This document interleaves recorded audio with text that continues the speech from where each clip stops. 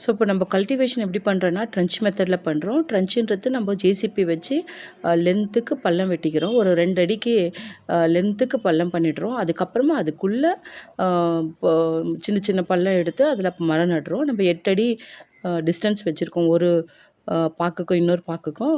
இதுக்கு ஏன் நம்ம வெயிட் பண்ணோம் அப்படின்னா, மழை வரட்டும்ன்றதுனால. மழை வந்ததுனால சாயில் லூஸா இருக்கு. ஸோ, மரம் நடுறதுக்கு ஈஸியா இருக்கு. இந்த ட்ரென்ச் மெத்தட்னால என்ன அட்வான்டேஜ் அப்படின்னு பார்த்தோம்னா, நான் நெறைய சர்ச் பண்ணி பார்த்தேன். எனக்கு கிடைக்கவே இல்ல. நான் ஃபர்ஸ்ட்டு நான் நெனச்சேன்னா, வீட்ஸுங்க வளராது. அதுதான் நம்மளுக்கு மெயின் அட்வான்டேஜ்ன்னு நெனச்சேன். அது இல்லவே இல்ல. ஆக்சுவலா மழை வந்துச்சுன்னா, மழை தண்ணி வந்துட்டு இந்த ட்ரென்ச்சுக்குள்ளவே நிக்கும். அதனால மழை தண்ணி வேகமா வந்துட்டு பக்கத்து லேண்டுக்கோ, இல்ல எவாப்ரேஷனும் வேகமா ஆவாது. பள்ளமா நிக்கும். அது ஒரு அட்வான்டேஜ். ஸோ, சாயில் ஈரமாவே இருக்கும். செகண்ட் அட்வான்டேஜ் நம்ம உரம் போடுறது பக்கத்து லேண்டுக்கு தண்ணிலாம் அடிச்சுட்டு போயிடாது. ஏன்னா, அது வந்துட்டு சாயில் எரோஷன குடுக்கறதில்ல.